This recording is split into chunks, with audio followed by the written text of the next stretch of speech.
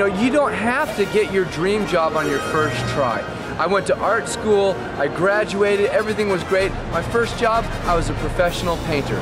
I painted houses. I did interiors, I did exteriors, but the key was I was practicing my color theory and I kept drawing. A lot of people think that drawing is something that you're born with, like it's this talent, and some people can either do it or they can't. Some people are going to argue with me on this. I actually do not believe in the word talent. I don't think there's any such thing. I think everyone has the ability to do whatever they want. I keep telling my little girl that four-letter words are bad.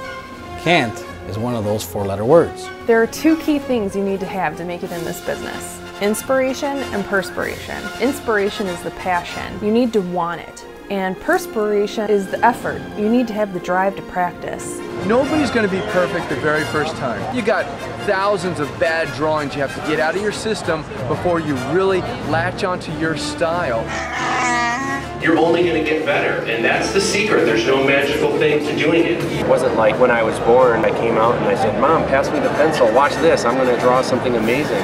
It took a long time, and there was a lot of hard years. It's a lot of work. You don't make a lot of money at first. The biggest key is having the guts to keep trying, even when there's always going to be somebody who doesn't like your work and is not afraid to tell you so. If you're not growing, you're stagnant, and you need to be able to grow and learn and do more. An artist's strength flows from within, but beware the digital side. Photoshop, Illustrator, Painter, the digital side are they.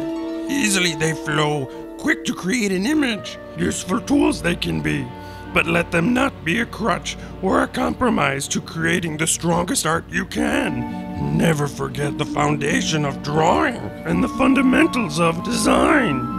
With the blast shield down, I can't even see. How am I supposed to draw? You want your portfolio to be professional. This is what's going to sell you as an artist. For your portfolio, you only want the best of the best. Anything that's subpar, just get rid of it. You're only as good as the worst piece that people see. Start making your portfolio now. Get in the habit of adding your best work. Every time you put in something new, take out something old. When showing your portfolio, let the work speak for itself. You don't want to name drop, bribe, or beg, or bake and bring cupcakes. Because what if they don't even like cupcakes? What I was doing while I was a student, I was constantly sending out my portfolio, samples of my work, and I was bound and determined to make it happen. So by the time I graduated from college, I was already pretty much working full-time. You want to have the best pieces at the very beginning and at the very end. That way, people are blown away from the get-go, and you leave a lasting impression at the very end.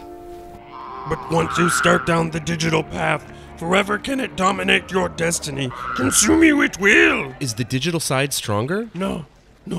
Quicker, easier, more seductive. But how am I to know the traditional side from the digital? You will know when you are calm, at peace.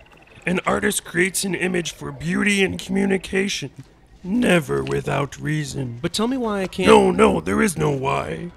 Nothing more will I teach you today.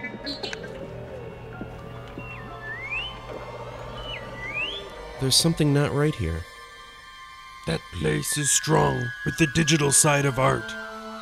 And you must go. What's in there? Only what you take with you. Your art tools. You will not need them.